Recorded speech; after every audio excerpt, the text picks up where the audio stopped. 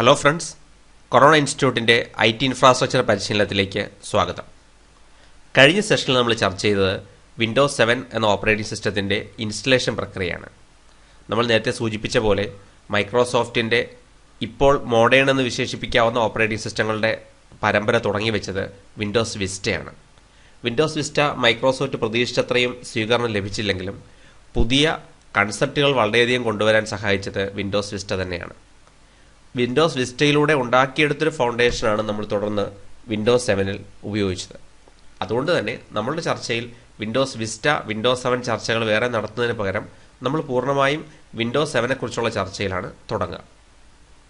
ഇപ്പോൾ നമ്മൾ ചർച്ച ചെയ്യാൻ പോകുന്ന പല കാര്യങ്ങളും വിൻഡോസ് 7-മായി ബന്ധപ്പെട്ടും മോഡേൺ മൈക്രോസോഫ്റ്റ് ഓപ്പറേറ്റിംഗ് സിസ്റ്റങ്ങളുമായി ബന്ധപ്പെട്ടുള്ള അടിസ്ഥാന കാര്യങ്ങളാണ്.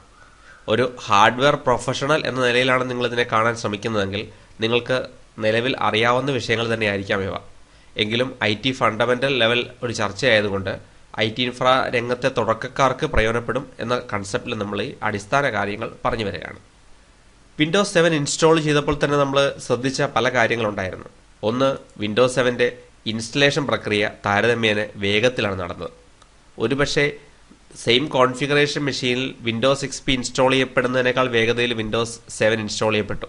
അതിൻ്റെ കാര്യങ്ങൾ നമ്മൾ വിശദീകരിച്ചിരുന്നു. എന്തുകൊണ്ടാണ് ബൂട്ട് ഫയൽ അടക്കമുള്ള കാര്യങ്ങളിൽ എന്തുകൊണ്ട് വിൻഡോസ് 7 ഇൻസ്റ്റലേഷൻ ഫാസ്റ്റർ ആകുന്നു എന്നത് പ്രീവിയസ് വീഡിയോയിൽ നമ്മൾ ചർച്ച ചെയ്തിട്ടുണ്ട്. അതുകൂടാതെ തന്നെ സിസ്റ്റം ബൂട്ടപ്പ് ടൈം വളരെയധികം ഇമ്പ്രൂവ് ചെയ്തിട്ടുണ്ട്. ഒരു കമ്പ്യൂട്ടർ നിങ്ങൾ പവർ ഓൺ ചെയ്ത് ഓപ്പറേറ്റിംഗ് സിസ്റ്റം ലോഡ് ചെയ്യാൻ എടുക്കുന്ന സമയവും ഷട്ട് ഡൗൺ കമാൻഡ് കൊടുത്തു കഴിഞ്ഞാൽ ഷട്ട് ഡൗൺ ആവാൻ എടുക്കുന്ന സമയവും വിൻഡോസ് വിസ്റ്റയിൽ ആയിട്ട് കമ്പയർ ചെയ്യുമ്പോൾ പ്രകടമായ ഇമ്പ്രൂവ്മെന്റ് വിൻഡോസ് 7-ൽ വന്നിട്ടുണ്ട്. എഗെയിൻ സെർച്ച് ഓപ്ഷനിലുണ്ടായ മെച്ചങ്ങൾ എടുത്തു പറയേണ്ടതാണ്. വിൻഡോസ് XPയുടെ കാലഘട്ടത്തിൽ കമ്പ്യൂട്ടർ ഉപയോഗിക്കുന്ന ഒരു വ്യക്തിക്ക് എത്രത്തോളം ഡിലേ ഉണ്ടാക്കുന്നതായിരുന്നു വിൻഡോസിൻ്റെ സെർച്ച് എന്ന് പലപ്പോഴും അറിയാമായിരിക്കാം. മാത്രമല്ല, ആ കാലഘട്ടത്തിൽ വിൻഡോസിൻ്റെ സെർച്ച് ഓപ്ഷനുകൾ, പ്രത്യേകിച്ച് ലോക്കൽ ലെവലുള്ള ഫയൽ ആൻഡ് ഫോൾഡർ സെർച്ച് ഓപ്ഷനുകൾ ഇഫക്റ്റീവ് അല്ലാതിരുന്നുകൊണ്ട് തന്നെ ഡെസ്ക്ടോപ്പ് സെർച്ച് എന്ന പേരിൽ അഡീഷണൽ സോഫ്റ്റ്വെയറുകൾ പലതും പുറത്തിറക്കപ്പെട്ടിരുന്നു. അതിൻ്റെയൊക്കെ പ്രസക്തി ഇല്ലാതാക്കുന്ന വണ്ണം വളരെ എഫിഷ്യൻ്റായ ഒരു ഫയൽ സെർച്ച് ഓപ്ഷൻസാണ് വിൻഡോസ് 7 മുൻപോട്ട് വയ്ക്കുന്നത്. അതുകൊണ്ട് തന്നെ വളരെ വേഗത്തിൽ റിസൾട്ട് കിട്ടാവുന്ന ഒരു സെർച്ച് സർവീസാണ് വിൻഡോസ് 7-ൽ വന്നിരിക്കുന്നത്. മാത്രമല്ല, വിൻഡോസ് വിസ്റ്റയുടെ കൂടെ വന്ന വളരെ ഡിലേ ഉണ്ടാക്കുന്ന അഡീഷണലായ പല സർവീസുകളും അവർ ടേൺ ഓഫ് ചെയ്തിട്ടുണ്ട്. ശരിക്കും പ്രൊഫഷണൽസിൻ്റെ ഭാഷയെ പറഞ്ഞാൽ വിൻഡോസ് വിസ്റ്റ ഡൺ റൈറ്റ് എന്നാണ് വിൻഡോസ് 7-നെക്കുറിച്ച് വിശേഷിപ്പിക്കുന്നത്. അതായത് ശരിയായി ചെയ്യപ്പെട്ട വിൻഡോസ് വിസ്റ്റയാണ് വിൻഡോസ് 7 എന്ന അർത്ഥത്തിൽ. പവർ മാനേജ്മെന്റ് കഴിവുകളിലും മറ്റ് അഡാപ്റ്ററുകൾ കോൺഫിഗർ ചെയ്യുന്ന കാര്യത്തിലും വയർലെസ് നെറ്റ്വർക്കുകൾ എളുപ്പം കോൺഫിഗർ ചെയ്യുന്ന കാര്യത്തിലുൾപ്പെടെ വിൻഡോസ് 7 പ്രകടമായ ഇംപ്രൂവ്മെന്റുകളുണ്ട്. നമ്മളിപ്പോൾ റൺ ചെയ്യുന്ന ഈ മെഷീൻ മിനിമം 1 GHz എങ്കിലും കമ്പ്യൂട്ടിംഗ് വേഗതയുള്ള ഒരു 2 GB എങ്കിലും റാം ഉള്ള ഒരു മെഷീനാണ് നമ്മൾ പ്രതീക്ഷിക്കുന്നത്. തിയറട്ടിക്കലി 1 GB റാം മതി 32 ബിറ്റ് വിൻഡോസ് 7 റൺ ചെയ്യാൻ. 64 ബിറ്റ് വിൻഡോസ് 7 ആണെങ്കിൽ മാത്രം 2 GB മിനിമം റിക്വയർമെന്റ് ഉണ്ട്. വിൻഡോസ് വിസ്റ്റ ഉപയോഗിച്ചുകൊണ്ടിരുന്നൊരു വ്യക്തിയാണ് നിങ്ങളെങ്കിൽ വിൻഡോസ് 7-ലേക്ക് നിങ്ങളുടെ എല്ലാ സെറ്റിംഗ്സും അടക്കം നിങ്ങൾക്ക് അപ്ഗ്രഡേഷൻ നടത്താൻ പറ്റും. വിൻഡോസ് XP യൂസേഴ്സിന് അങ്ങനെ ഒരു അപ്ഗ്രഡേഷൻ പാത്ത് മൈക്രോസോഫ്റ്റ് നൽകുന്നില്ല. നിങ്ങൾക്ക് ഫ്രഷ് ആയിട്ട് ഇതെല്ലാം സെറ്റപ്പ് ചെയ്യേണ്ടി വരും. ഓക്കെ, നമുക്ക് ഡിഫറൻ്റ് ആയ ഫീച്ചേഴ്സ് പലതും നോക്കി തുടങ്ങാം. വിൻഡോസ് XPയുമായി താരതമ്യം ചെയ്യുമ്പോൾ മോഡേൺ മൈക്രോസോഫ്റ്റ് ഓപ്പറേറ്റിംഗ് സിസ്റ്റങ്ങൾ കൊണ്ടുവന്ന ഏറ്റവും നല്ല ഇന്റർഫേസ് ഇംപ്രൂവ്മെന്റുകളിലൊന്ന് എയ്റോ എന്നറിയപ്പെടുന്ന ഫീച്ചേഴ്സാണ്. ശരിക്കും എയ്റോ എന്നതൊരു പ്രത്യേക ഫീച്ചർ മാത്രമല്ല, അതൊരു കളക്ഷൻ ഓഫ് ഫീച്ചേഴ്സാണ്. എയ്റോ ഫീച്ചറുകളുടെ എല്ലാം അടിസ്ഥാന ഉദ്ദേശം ഒരു ഡെസ്ക്ടോപ്പുമായി ഒരു സാധാരണ യൂസർ ഇന്ററാക്ട് ചെയ്യുന്ന അനുഭവങ്ങൾ വർദ്ധിപ്പിക്കുക എന്നതാണ്. അതുകൊണ്ട് തന്നെ എയ്റോ മുഖ്യമായും ഒരു യൂസർ കൺവീനിയൻസിന് വേണ്ടിയുള്ള കുറേ ആശയങ്ങളുടെ കൂട്ടമാണെന്ന് പറയാം. ഒരുപക്ഷെ ഇത്തരം എയ്റോ ഫീച്ചേഴ്സ് മിക്കതും കൊണ്ടുവന്നത് വർക്ക് ചെയ്യുന്ന യൂസർക്ക് അവർക്ക് ദൈനംദിനം ഫേസ് ചെയ്യുന്ന പല പ്രശ്നങ്ങളുമായി ബന്ധപ്പെട്ട് കിട്ടിയ ഫീഡ്ബാക്കിൽ നിന്നായിരിക്കാം. ഒരു ഉദാഹരണം പറഞ്ഞാൽ, ഞാനിപ്പോൾ എൻ്റെ കമ്പ്യൂട്ടറിൽ വളരെയധികം ഫോൾഡറുകളും ആപ്ലിക്കേഷനുകളും ഒക്കെ തുറന്നിടുന്ന ഒരവസ്ഥയുണ്ടെന്ന് വിചാരിക്കാം. ഈ തുറന്നിട്ടിരിക്കുന്ന ആപ്ലിക്കേഷനുകൾ അടിസ്ഥാനപരമായി എൻ്റെ ഡെസ്ക്ടോപ്പിനെ ക്ലട്ടർ ചെയ്യുന്നുണ്ട്, അതായത് ഒരു കൂമ്പാരമാക്കി മാറ്റുന്നുണ്ട്. പെട്ടെന്ന് എനിക്ക് ഫോക്കസ് ചെയ്യേണ്ട ഒരു പ്രത്യേക ആപ്ലിക്കേഷൻ ഒഴിച്ച് മറ്റെല്ലാ ആപ്ലിക്കേഷനുകളും മിനിമൈസ് ചെയ്യണമെങ്കിൽ പഴയ ഒരു രീതിയിൽ പറഞ്ഞാൽ ഞാൻ ഓരോ ആപ്ലിക്കേഷനും സെലക്ട് ചെയ്ത് അതിനെ മിനിമൈസ് ചെയ്യേണ്ട ഒരു അവസ്ഥയുണ്ടായിരുന്നു. ഈ ഒരു പ്രക്രിയ റിലേറ്റീവ്ലി ടൈം കൺസ്യൂമിങ്ങും അതുപോലെ തന്നെ ആളുകളുടെ ക്ഷമ പരീക്ഷിക്കുന്നതായിരുന്നു. അപ്പം അതിന് പകരം വളരെ എളുപ്പത്തിൽ, ഉദാഹരണത്തിന് ഞാനിപ്പോൾ മൈ കമ്പ്യൂട്ടറിലാണ് ഫോക്കസ് ചെയ്യുന്നത് കരുതുക. ഈ മൈ കമ്പ്യൂട്ടറിൻ്റെ വിൻഡോയിൽ ഞാൻ മൗസ് കൊണ്ട് ഹോൾഡ് ചെയ്ത് ഒന്ന് ഷെയ്ക്ക് ചെയ്ത് കഴിഞ്ഞാൽ മറ്റ് ആപ്ലിക്കേഷനുകളെല്ലാം ഓട്ടോമാറ്റിക്കായിട്ട് മിനിമൈസ്ഡ് ആകുന്ന അവസ്ഥ. നമ്മളിതിനെ എയ്റോ ഷെയ്ക്ക് എന്നറിയപ്പെടുന്നൊരു ഫീച്ചറാണ്. ഇതേപോലെ തന്നെ ഇതേ അവസ്ഥയിൽ മിനിമൈസ് ആയത് മാക്സിമൈസ് ചെയ്യാൻ ഞാനിനി മാനുവലി ഓരോന്നും മാക്സിമൈസ് ചെയ്യാൻ നിൽക്കേണ്ട. അതിന് പകരം ഒന്നുകൂടെ ഈ വിൻഡോ ഒന്ന് ഷെയ്ക്ക് ചെയ്താൽ അതെല്ലാം തിരിച്ചു വരികയും ചെയ്യും. വളരെ കൺവീനിയൻ്റ് ആയ ഒരു ഫീച്ചറാണ്. ഇത് ഉപയോഗിച്ച് ശീലിച്ചു കഴിഞ്ഞാൽ നമുക്ക് തീർച്ചയായിട്ടും ഇഷ്ടപ്പെടുന്ന ഫീച്ചേഴ്സിൽ ഒന്നാണ് എയ്റോ ഷെയ്ക്ക് എന്നത്. ഉദാഹരണത്തിന് ദൈനംദിന കമ്പ്യൂട്ടിങ്ങിൽ നമുക്ക് ഫേസ് ചെയ്യുന്ന പ്രശ്നങ്ങളിലൊന്ന് 2 ഫോൾഡറുകളെ തമ്മിൽ കമ്പയർ ചെയ്യേണ്ട ഒരു ആവശ്യം വന്നെന്ന് വിചാരിക്കുക. ആ ഫോൾഡറിലുള്ള ഫയൽ കണ്ടന്റ്സ് നമുക്ക് ഒന്ന് താരതമ്യപ്പെടുത്തി നോക്കണം. ഈ ഒരു സാഹചര്യത്തിൽ ഞാൻ പലപ്പോഴും ചെയ്യുക, സി ഡ്രൈവിൽ ഒരു പ്രത്യേക ഫോൾഡർ ഞാൻ തുറന്നിട്ട് അതിൻ്റെ കണ്ടന്റ്സ് നോക്കുകയും അതിന് ഇക്വലൻ്റായ വേറൊരു കണ്ടന്റ് ഇവിടെ തുറന്നു വെച്ചിട്ട് അതുമായിട്ട് താരതമ്യം ചെയ്യേണ്ട ഒരു അവസ്ഥ വന്നു കഴിഞ്ഞാൽ പലപ്പോഴും ഈ 2 ഓപ്ഷനുകൾ വ്യക്തമായി കാണാൻ വേണ്ടി ഞാൻ മൗസ് ഉപയോഗിച്ച് വിൻഡോസ് നീക്കും, വിൻഡോസിനെ റീസൈസ് ചെയ്യണം, തുടർന്ന് അടുത്ത വിൻഡോ പ്ലേസ് ചെയ്യണം, അതിനെ റീസൈസ് ചെയ്ത് കൃത്യമായി പൊസിഷൻ ചെയ്യണം. പലപ്പോഴും തിരക്ക് പിടിച്ചുള്ള കമ്പ്യൂട്ടിംഗ് എൻവയറമെൻറ്റിൽ ഇത് വളരെയധികം ഇറിറ്റേഷൻ ഉണ്ടാക്കുന്നൊരു പ്രക്രിയയായിരുന്നു. അപ്പോൾ അത്തരത്തിലുള്ള പ്രശ്നങ്ങൾ മൈക്രോസോഫ്റ്റ് വളരെ ഭംഗിയായിട്ട് ഇതിനകത്ത് പരിഹരിച്ചിട്ടുണ്ട്. എയ്റോ സ്നാപ്പ് എന്നറിയപ്പെടുന്നൊരു ഫീച്ചറാണ്. എയ്റോ സ്നാപ്പ് എന്ന ഫീച്ചർ ഉപയോഗിച്ച് നിങ്ങളുടെ ഈ വിൻഡോയെ മൗസ് കൊണ്ട് ഡ്രാഗ് ചെയ്ത് ഈ ഒരു വശത്തേക്ക് നേരെ മൂവ് ചെയ്യിച്ചാൽ ഓട്ടോമാറ്റിക്കായിട്ട് സ്ക്രീനിൻ്റെ പകുതി വശം എടുക്കും. തുടർന്ന് അടുത്ത വിൻഡോ ഇതേപോലെ ഓപ്പോസിറ്റ് ഡയറക്ഷനിലേക്ക് മൂവ് ചെയ്താൽ വളരെ പെർഫെക്റ്റ് ആയിട്ട് നമുക്ക് കമ്പയർ ചെയ്യാവുന്ന 2 വിൻഡോസ് ലഭിക്കുകയാണ്. ഈ ഫീച്ചറിന് എയ്റോ സ്നാപ്പ് എന്നാണ് വിളിക്കുക. അതായത് നിങ്ങളുടെ വിൻഡോ ഓട്ടോമാറ്റിക്കായിട്ട് സ്നാപ്ഡ് ആകുന്നു. ഞാനിത് സൈഡിലേക്ക് മൂവ് ചെയ്താലാണ് സ്നാപ്പ് ആവുക. ഇതേ കാര്യത്തെ ഞാൻ മുകളിലേക്ക് മൂവ് ചെയ്താൽ ഓട്ടോമാറ്റിക്കായിട്ട് സ്ക്രീൻ ഫില്ലായി വരുന്നത് നമുക്ക് കാണാം. എയ്റോ ഷെയ്ക്കും എയ്റോ സ്നാപ്പും മനസ്സിലായല്ലോ അല്ലേ? അതുപോലെ തന്നെ നിങ്ങളുടെ സ്റ്റാർട്ട് ബട്ടണിൽ വളരെയധികം മാറ്റങ്ങൾ മൈക്രോസോഫ്റ്റ് കൊണ്ടുവന്നിട്ടുണ്ട്. സ്റ്റാർട്ട് ബട്ടൺ നേരത്തെ ഒരു സ്ക്വയർ ഷേപ്പിൽ ഉണ്ടായിരുന്നത് റൗണ്ട് ഷേപ്പിലേക്ക് മാറി എന്നത് മാത്രമല്ല സ്റ്റാർട്ട് ബട്ടൺ ഉണ്ടായിട്ടുള്ള വ്യത്യാസങ്ങളിലൊന്ന്.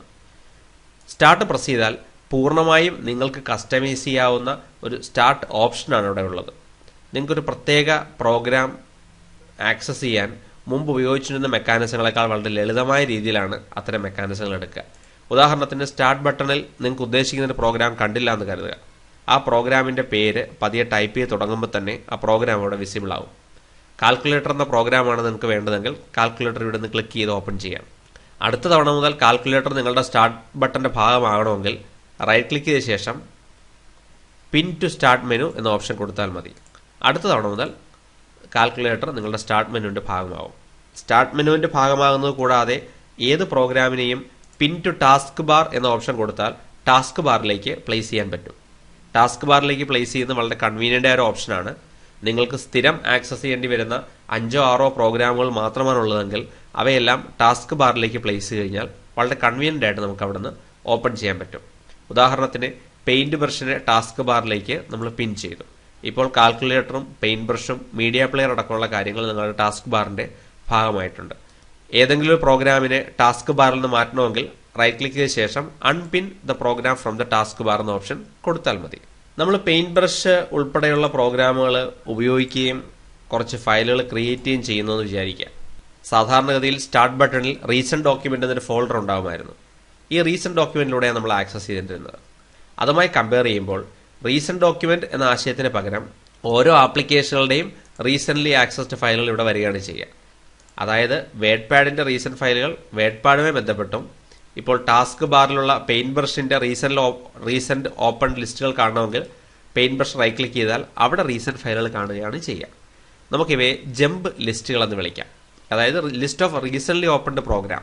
അതിനെ അത് ഒരു ഫയലുകളാവാം, ഫോൾഡർ ആവാം, വെബ്സൈറ്റുകളാവാം. നിങ്ങൾ ഏത് പ്രോഗ്രാം വെച്ചാണ് അത് തുറന്നത് അതുപയോഗിച്ച് തന്നെ അത് ഓപ്പൺ ചെയ്യാവുന്ന ലെവലിൽ കൺവീനിയൻ്റ് ആയിട്ട് പ്ലേസ് ചെയ്തിരിക്കുകയാണ് ജമ്പ് ലിസ്റ്റിൽ. നമുക്ക് സ്റ്റാർട്ട് ബട്ടൺ ഉപയോഗിച്ചുള്ള ജമ്പ് ലിസ്റ്റുകളും ടാസ്ക് ബാറിലെ ജമ്പ് ലിസ്റ്റുകളും ഉപയോഗിക്കാം. സ്റ്റാർട്ട് ബട്ടണിലാണെങ്കിൽ പ്രോഗ്രാമിനകത്ത് സെലക്ട് ചെയ്ത് കഴിഞ്ഞാൽ ഓട്ടോമാറ്റിക്കായിട്ട് അവിടെ ജമ്പ് ലിസ്റ്റ് വരും. ടാസ്ക് ബാറിലാണെങ്കിൽ അവിടെ റൈറ്റ് ക്ലിക്ക് ചെയ്ത് കഴിഞ്ഞാൽ നമുക്ക് അവിടെ ജമ്പ് ലിസ്റ്റ് കാണാൻ പറ്റും. വളരെ കൺവീനിയൻ്റ് ആയ ഒരു ഫീച്ചറാണ് ജമ്പ് ലിസ്റ്റുകൾ എന്നത്. പിന്നെ ലളിതമെന്ന് തോന്നുമെങ്കിലും വളരെ ഇഫക്റ്റീവായ പല ടൂളുകളും വിൻഡോസ് XP യുമായി കമ്പയർ ചെയ്യുമ്പോൾ മോഡേൺ ഓപ്പറേറ്റിംഗ് സിസ്റ്റങ്ങളിലുണ്ട്. അതിലൊന്ന് സ്നിപ്പിംഗ് ടൂൾ എന്നറിയപ്പെടുന്ന ഒരു പ്രോഗ്രാമാണ്. പ്രീവിയസ് ലെവലിൽ സ്ക്രീൻ ക്യാപ്ചറിംഗ് എന്നത് ഒരു അഡീഷണൽ പ്രോസസ്സായിരുന്നു. നമ്മളുടെ വിൻഡോസ് എൻവയറമെന്റിൽ പ്രിന്റ് സ്ക്രീൻ എന്ന ബട്ടൺ ഉപയോഗിച്ചായിരുന്നു നമ്മൾ സ്ക്രീൻ ക്യാപ്ചറിംഗ് ചെയ്തിരുന്നത്. അപ്പോൾ പലപ്പോഴും നിങ്ങളുടെ സ്ക്രീൻ മൊത്തമായാണ് ക്യാപ്ചർ ചെയ്യപ്പെട്ടിരുന്നത്. അതിൽ നിന്നൊരു ചെറിയ ഭാഗത്തിന്റെ മാത്രം ക്യാപ്ചർ ചെയ്യണമെന്നുണ്ടെങ്കിൽ നമ്മളത് പെയിന്റ് ബ്രഷിൽ ഓപ്പൺ ചെയ്ത് അത്രയും സെലക്ട് ചെയ്യുക പോലുള്ള അഡീഷണൽ ടാസ്കുകളിലേക്ക് പോകണമായിരുന്നു. അതിന് പകരം വളരെ ഇഫക്റ്റീവായ സ്നിപ്പിംഗ് ടൂൾ എന്നറിയപ്പെടുന്ന ഒരു ടൂള് മൈക്രോസോഫ്റ്റ് കൊണ്ടുവന്നിട്ടുണ്ട്. സ്നിപ്പിംഗ് എന്നാണ് ആ വാക്ക് തുടങ്ങുന്നത്. സ്നിപ്പിംഗ് ടൂൾ എന്ന് ടൈപ്പ് ചെയ്ത് വരുമ്പോൾ തന്നെ നമുക്ക് ആ പ്രോഗ്രാമിനെ കാണാം. സ്നിപ്പിംഗ് ടൂള് നമ്മൾ ടാസ്ക് ബാറിലേക്ക് വലിച്ച് പ്ലേസ് ചെയ്താൽ നമുക്ക് ടാസ്ക് ബാറിൽ പിൻ ചെയ്യാം. ഏത് പ്രോഗ്രാമുകളെയും ടാസ്ക് ബാറിലേക്ക് വലിച്ചെത്തിച്ചു കഴിഞ്ഞാൽ പിൻ എന്ന ഓപ്ഷൻ തന്നെയാണ് വർക്ക് ചെയ്യുക. സ്നിപ്പിംഗ് ടൂൾ ഒന്ന് റൺ ചെയ്ത് നോക്കാം. നിലവിൽ നമ്മൾ കുറച്ച് ഫോൾഡേഴ്സൊക്കെ തുറന്നു നിൽക്കുകയും പ്രോഗ്രാമുകളൊക്കെ തുറന്നു നിൽക്കുകയും ചെയ്യുന്ന അവസ്ഥയിൽ സ്നിപ്പിംഗ് ടൂൾ എന്ന പ്രോഗ്രാം റൺ ചെയ്ത് നോക്കാം. സ്നിപ്പിംഗ് ടൂൾ സെലക്ട് ചെയ്ത് കഴിഞ്ഞാൽ നിങ്ങളുടെ സ്ക്രീനിൽ ഏത് ഭാഗത്തെയാണ് നിങ്ങൾക്ക് ക്യാപ്ചർ ചെയ്യേണ്ടതെന്ന ഓപ്ഷൻ നമുക്ക് പറയാം. ഒരു ഫ്രണ്ടിൽ കാണുന്ന വിൻഡോ മാത്രമായി സെലക്ട് ചെയ്യുകയോ ഫുൾ സ്ക്രീൻ സ്നിപ്പ് ചെയ്യുകയോ ഉൾപ്പെടെയുള്ള കാര്യങ്ങൾ ചെയ്യാം. ഞാനിവിടെ ഫ്രീ ഫോം സ്നിപ്പ് എന്ന ഓപ്ഷൻ സെലക്ട് ചെയ്യാണ്. അതിനുശേഷം ഫ്രീ ഫോം എന്ന് പറഞ്ഞുകൊണ്ട് എനിക്ക് ഇഷ്ടമുള്ള രീതിയിൽ അത് സ്നിപ്പ് ചെയ്യാനുള്ള സ്വാതന്ത്ര്യമുണ്ട്. ഈ ലൈൻ കംപ്ലീറ്റ് ആകുന്നതോടുകൂടി ഓട്ടോമാറ്റിക്കായിട്ട് എൻ്റെ സ്നിപ്പിംഗ് ടൂളിൽ അത്രയും ഭാഗം മാത്രം ക്യാപ്ചർ ചെയ്യപ്പെടും. വളരെ കൺവീനിയൻ്റ് ആയിട്ട് നമുക്കിത് സേവ് ചെയ്ത് ഇഷ്ടമുള്ള ഫോർമാറ്റിലേക്ക് നമുക്ക് മാറ്റാം. ഉദാഹരണത്തിന് JPG ഫോർമാറ്റിൽ ഒരു ഫയലായി നമ്മൾ ആ സ്നിപ്പിംഗ് കണ്ടന്റിനെ പേസ്റ്റ് ചെയ്തു. വിൻഡോസ് എൻവയറമെന്റിൽ പുതിയൊരു ടൂളായിട്ടാണ് വരുന്നതെങ്കിലും മൈക്രോസോഫ്റ്റിന്റെ ഫാമിലി ഓഫ് പ്രൊഡക്റ്റുകളിൽ മുമ്പ് മുതലേ ഇത്തരം സ്നിപ്പിംഗ് ആശയങ്ങളുണ്ട്. ഉദാഹരണത്തിന് ഏറ്റവും പ്രശസ്തമായ ലെവലിൽ സ്നിപ്പിംഗ് ടൂൾസ് ഉപയോഗിച്ചിരുന്നത് മൈക്രോസോഫ്റ്റിന്റെ തന്നെ OneNote എന്നറിയപ്പെടുന്ന വളരെ ലളിതവും എന്നാൽ വളരെ ഇഫക്റ്റീവുമായ ഒരു പ്രോഗ്രാം ആണ്. OneNote അടക്കമുള്ള സോഫ്റ്റ്വെയറുകൾ പർച്ചേസ് ചെയ്തിട്ടില്ലാത്തൊരു കസ്റ്റമർക്കും സ്നിപ്പിംഗ് ടൂൾ പോലുള്ള അടിസ്ഥാന സൗകര്യങ്ങൾ മൈക്രോസോഫ്റ്റ് വിൻഡോസ് 7 വഴി കൊടുക്കുകയാണെന്ന് അർത്ഥം. കാര്യങ്ങളെ ഡിജിറ്റലി ഓർഗനൈസ് ചെയ്യാൻ പറ്റുന്ന ഒരു digital sticky note option Windows വിസ്റ്റയുടെ കാലം മുതൽ മൈക്രോസോഫ്റ്റ് നൽകുന്നുണ്ട്. അതിന് സ്റ്റാർട്ടിൽ സ്റ്റിക്കി നോട്ട് എന്ന വാക്ക് ടൈപ്പ് ചെയ്യുക. സ്റ്റിക്കി നോട്ട് ക്ലിക്ക് ചെയ്ത് കഴിഞ്ഞാൽ നിങ്ങളുടെ വിൻഡോസ് എൻവയറമെന്റ് ഡെസ്ക്ടോപ്പിൽ ഒട്ടിച്ചു വെക്കാവുന്ന പോലെയുള്ള ചെറിയ സ്റ്റിക്കി നോട്ടുകൾ നമുക്ക് ക്രിയേറ്റ് ചെയ്യാം. ഒന്നോ അതിലധികമോ സ്റ്റിക്കി നോട്ടുകൾ നമുക്ക് ക്രിയേറ്റ് ചെയ്യാം. ഇപ്പോൾ ഇവിടെ ഒരു സ്റ്റിക്കി നോട്ട് നിൽക്കുന്ന സമയത്ത് Ctrl+N പ്രസ് ചെയ്താൽ അടുത്ത സ്റ്റിക്കി നോട്ട് ക്രിയേറ്റ് ചെയ്യാം.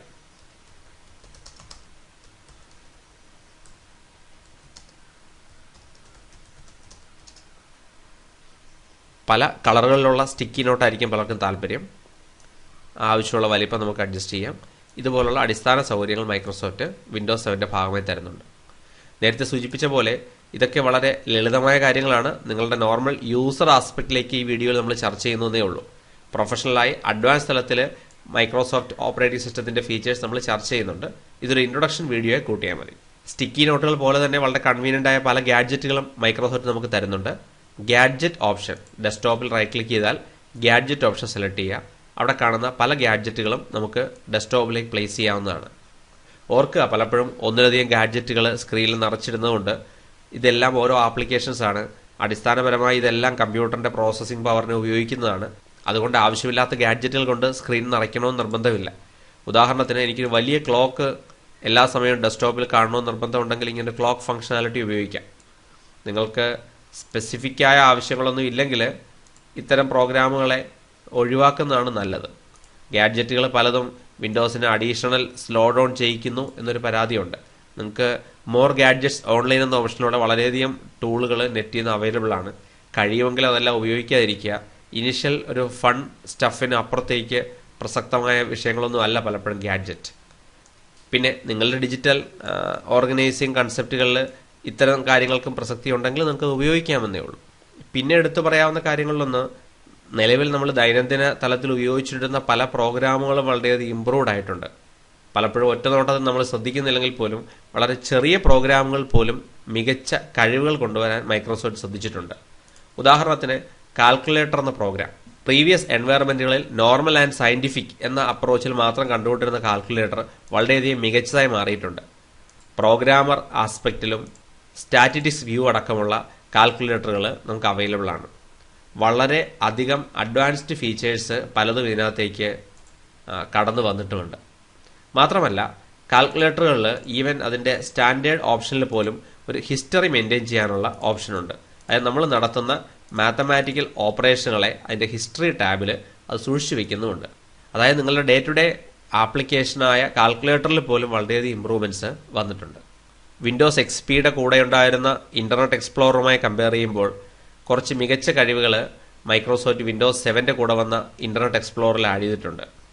വിൻഡോസ് 7ന്റെ കൂടെ ബൈ ഡിഫോൾട്ട് വന്നിരുന്ന ഇൻ്റർനെറ്റ് എക്സ്പ്ലോറർ അതിൻ്റെ വെർഷൻ നമ്പർ 8 ആണ്.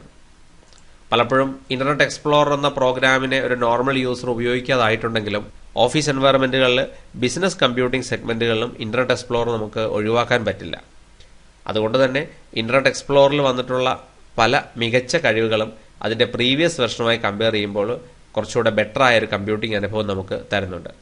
റെഗുലർ ബ്രൗസിങ്ങിന് പലരും IE 8 9 ഈവൻ 10 പോലും ഉപയോഗിക്കാത്തതുകൊണ്ട് നമ്മൾ അങ്ങനെ ഒരു ചർച്ചയിലേക്ക് കടക്കുന്നില്ല.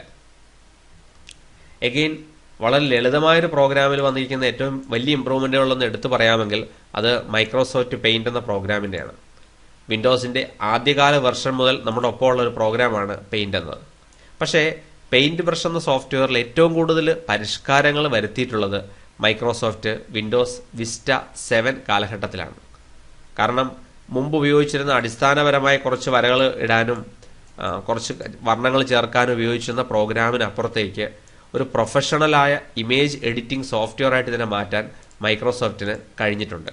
മാത്രമല്ല വളരെയധികം പുതിയ ഫയൽ എക്സ്റ്റൻഷനുകൾ ഇൻക്ലൂഡിംഗ് PNG ഫയലുകളും ഐക്കൺ ഫയലുകൾ അടക്കമുള്ള സപ്പോർട്ടും എഗെയിൻ നിങ്ങളുടെ ഒരു ടച്ച് ഡിവൈസിലാണെങ്കിൽ മൾട്ടി ടച്ച് സപ്പോർട്ട് അടക്കമുള്ള പവർഫുള്ളായ ഫീച്ചേഴ്സ് പലതും പെയിൻറ് ബ്രഷിലേക്ക് ആഡ് ചെയ്തിട്ടുണ്ട്. വ്യക്തിപരമായിട്ട് വിൻഡോസ് 7 ഉപയോഗിച്ച് തുടങ്ങിയപ്പോൾ എനിക്ക് ആദ്യം ഇഷ്ടപ്പെട്ട കഴിവുകളിലൊന്ന് വിൻഡോസ് 7ന്റെ പെയിൻറ് ബ്രഷ് വളരെയധികം ഇമ്പ്രൂവ്ഡ് ആയിട്ടുണ്ട് എന്ന് തന്നെയാണ്. അഡോബ് ഫോട്ടോഷോപ്പുമായി പെയിൻറ് ബ്രഷിനെ കമ്പയർ ചെയ്യല്ല ചെയ്തത്. എങ്കിൽ പോലും പെയിൻറ് ബ്രഷ് എന്ന സോഫ്റ്റ്വെയർ അതിൻ്റെ നിലവിലുള്ള തലത്തിൽ നിന്ന് ഒരു 10 ഇരട്ടിയെങ്കിലും ഇമ്പ്രൂവ്ഡ് ആയിട്ടുണ്ട് വിൻഡോസ് XPയിൽ നിന്ന് 7ലേക്ക് വരുമ്പോൾ. അതുപോലെ നേരത്തെ സൂചിപ്പിച്ച കാര്യങ്ങളിലൊന്നാണ് സെർച്ച് ഓപ്ഷനിൽ വന്നിട്ടുള്ള വേഗത വ്യത്യാസം. നമ്മൾ സ്വയം അനുഭവിച്ചറിയേണ്ട കാര്യമാണ് വിൻഡോസ് XPയുടെ സെർച്ചിൻ്റെ ഫീച്ചേഴ്സും 7ന്റെ ഫീച്ചേഴ്സും തമ്മിലുള്ള പെർഫോമൻസ് ഇമ്പ്രൂവ്മെൻ്റ് എന്നുള്ളത്. മുമ്പ് വയർലെസ് നെറ്റ്വർക്ക് കണക്ട് ചെയ്യുന്നത് ഒരു വലിയൊരു ബാധ്യതയായിരുന്നെങ്കിൽ പുതിയ എൻവയറമെൻറ്റുകൾ വയർലെസ് നെറ്റ്വർക്കുകൾ വളരെ എഫക്റ്റീവായും എഫിഷ്യൻ്റായും കണക്ട് ചെയ്യപ്പെടുന്നുണ്ട് വിൻഡോസ് 7ൽ.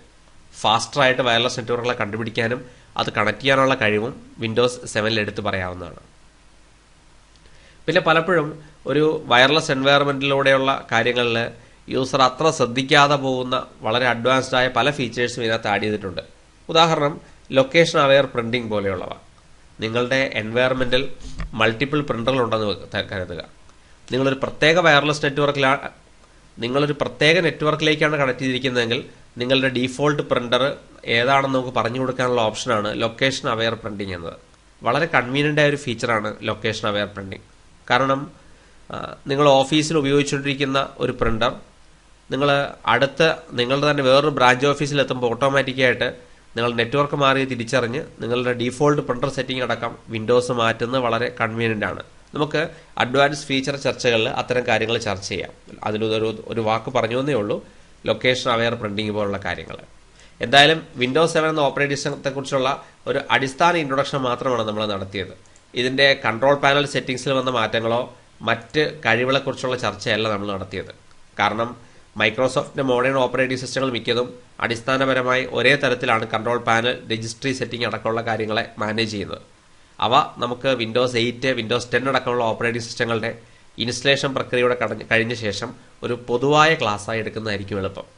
ഓരോ വെർഷൻ ഓഫ് മൈക്രോസോഫ്റ്റ് ഓപ്പറേറ്റിംഗ് സിസ്റ്റത്തിൻ്റെയും കൺട്രോൾ പാനൽ, രജിസ്ട്രി സെറ്റിംഗ് അതിനുവേണ്ടി നമ്മൾ റിപ്പീറ്റ് ചെയ്യേണ്ട ആവശ്യമില്ല. ബേസിക് ഇൻസ്റ്റലേഷൻ പ്രോസസ്സുകളെല്ലാം കംപ്ലീറ്റ് ആയി കഴിഞ്ഞാൽ നമുക്ക് വിൻഡോസ് അഡ്മിനിസ്ട്രേഷൻ്റെ വിശദമായ കാര്യങ്ങൾ നോക്കാം. എന്താണ് വാൾപേപ്പർ, എന്താണ് ടാസ്ക് ബാർ, എന്താണ് ഐക്കൺ പോലുള്ള ചർച്ചകളിൽ നിന്നും തീർച്ചയായിട്ടും നമ്മൾ തുടങ്ങുന്നില്ല. നിങ്ങൾക്ക് അതറിയാം എന്നൊരു കൺസെപ്റ്റ് തന്നെയാണ് നമ്മൾ ഈ ക്ലാസ്സുകൾ തുടങ്ങി വെച്ചിരിക്കുന്നത്. IT ഇൻഫ്രാസ്ട്രക്ചർ ലെവലിൽ നമ്മൾ നടത്തുന്ന പരിശീലനത്തിൻ്റെ പൂർണ്ണമായ വീഡിയോ രൂപം itfundamentals.in എന്ന വെബ്സൈറ്റിൽ ലഭ്യമാണ്. പ്രീവിയസ് വീഡിയോകളും അവയുടെ അനുബന്ധമായ നോട്ടുകളും മറ്റ് ചർച്ചകളുമെല്ലാം ഈ വെബ്സൈറ്റിൽ തന്നെ നിങ്ങൾക്ക് ഡയറക്റ്റ് ആക്സസ് ചെയ്യാം. നിങ്ങൾക്ക് ഈ വിഷയത്തിലുള്ള അഡീഷണൽ ടെക്നിക്കൽ ഡൗട്ടുകളും ഡിസ്കഷനുകളും ഒക്കെ ഈ യൂട്യൂബ് ചാനലിലോ itfundamentals.in എന്ന വെബ്സൈറ്റിലെ ഫേസ്ബുക്ക് കമൻറ്റ് ബോക്സിലോ കമൻറ്റ് ചെയ്യാം. Thank you.